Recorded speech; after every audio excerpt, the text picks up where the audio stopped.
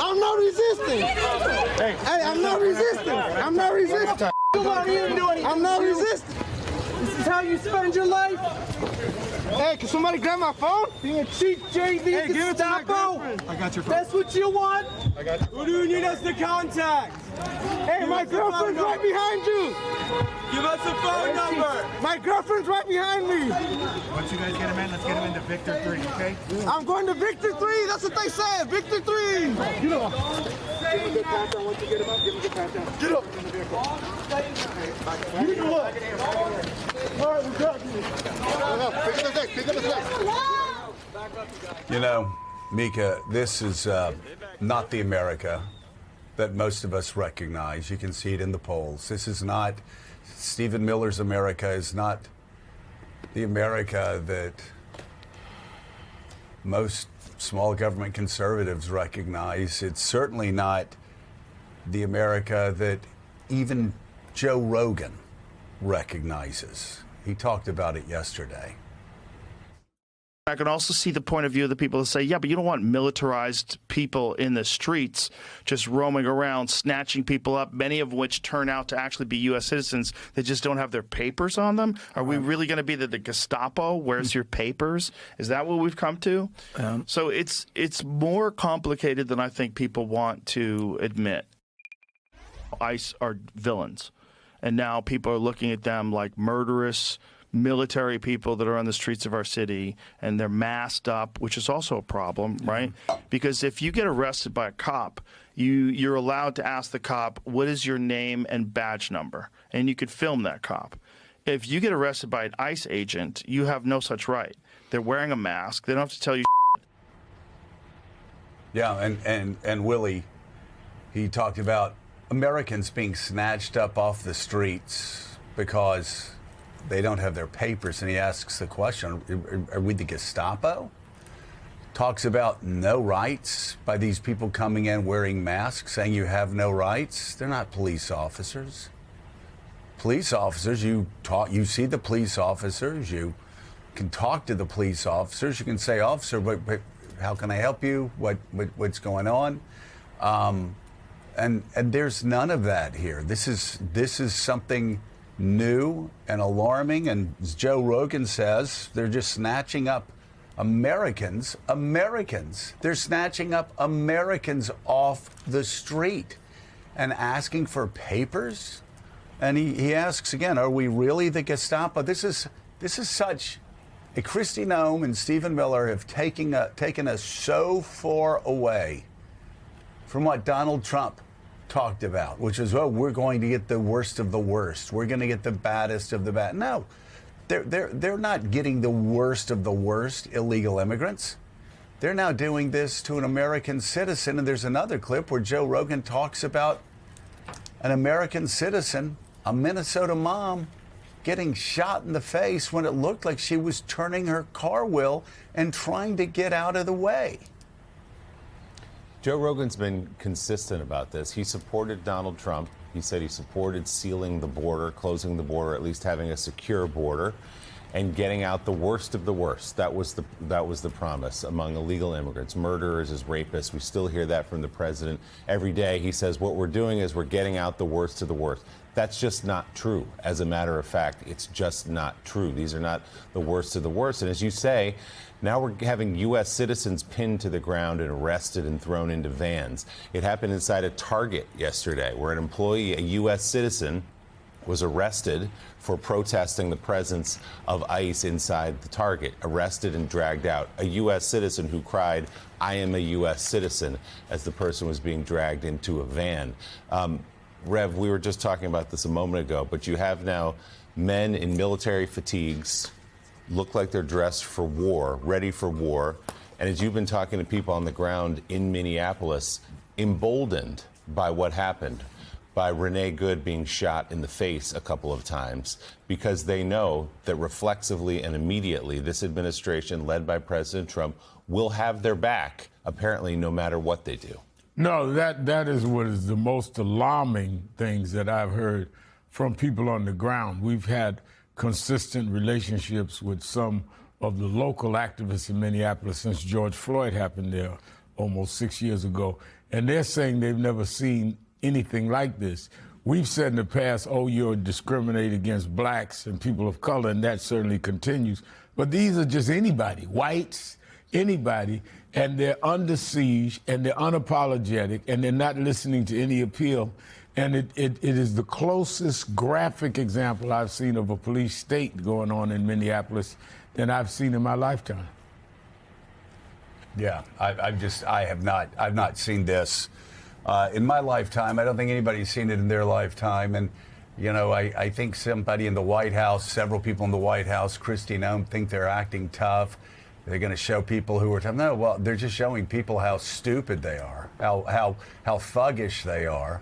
The poll numbers are collapsing. The poll numbers just keep collapsing. And as they collapse, Mika, the more they collapse, the more brutish, the more terrible, the more unpopular the behavior comes, where you have Joe Rogan on radio yesterday talking about these Gestapo-like tactics. Joe Rogan saying that and talking about, again, the masks. It's just, people get dragged out of their cars, thrown onto the streets, and these ICE officers really, they don't believe that Americans have rights the way they're behaving. 40% of Americans approve of ICE tactics. That's the highest number I've seen. 57% disapprove. And the disapproval numbers just keep going up. Things seem to really ramp up on the ground in Minnesota yesterday, and we're going to show you more of what we're seeing out of that state in just a moment. Plus, we'll go through President Trump's speech yesterday in Detroit that was filled with false claims about the state of the economy, also in an interview he did. The president, meanwhile, again suggesting U.S. intervention in Iran amid massive protests there. We'll show you what he said about sending troops to the Middle East. And on Capitol Hill, the Republican-led House Oversight Committee says it will look into hold the Clintons in contempt of Congress after they refused to testify about Jeffrey Epstein, a move that can't apply to President Trump, according to Chairman James Comer. A remarkable letter from Bill and Hillary Clinton, which we'll get into later in the show. With us this hour, co-host of our 9 a.m. hour, staff writer at The Atlantic, Jonathan Lemire, and opinion columnist for The New York Times, David French, is with us. So more now on the situation out of Minnesota. The Justice Department says there is no basis for a civil rights investigation into the deadly ICE shooting of Renee Nicole Good. The feds argue the officer who shot her acted in self-defense. This comes as frustration grows in Minneapolis, where ICE and Border Patrol agents are using aggressive tactics to arrest people. MS Now reporter Britt Miller talked with a local political leader who says he fears for his life. In a network exclusive, we're hearing about the terrifying moments when Minneapolis City Council President Elliot Payne says he was assaulted by an ICE agent. Payne says it happened Monday night after he went to check on a U.S. citizen being harassed by federal agents. I introduced myself as council president. I asked the name and badge number of the officer. They refused to provide that information, and they were pointing tasers at us indiscriminately. And then another agent came up from behind me and shoved me aside. Seconds later, another person is pushed. This is just one of the countless videos showing how the streets of Minneapolis have descended into chaos after an ICE agent killed 37-year-old Renee Good, shooting her in the head. It feels like a military occupation. It feels like we're under assault by our federal government. At a gas station, agents walk up to a parked car asking the driver for status. Trying to get status, got Honduran here. When suddenly the masked men smash his car window and drag him to the ground. There's a lot of direct assault, and particularly how they're roughing up U.S. citizens who are just legal observers. They will tackle them. One of my constituents had their hand broken as they were apprehended, and then they will just dump people off without medical care after essentially torturing them. And this is the most un-American thing I can imagine. ICE agents started showing up in Minneapolis late last year for Operation Metro Surge, with reports of more than 2,000 arrests so far.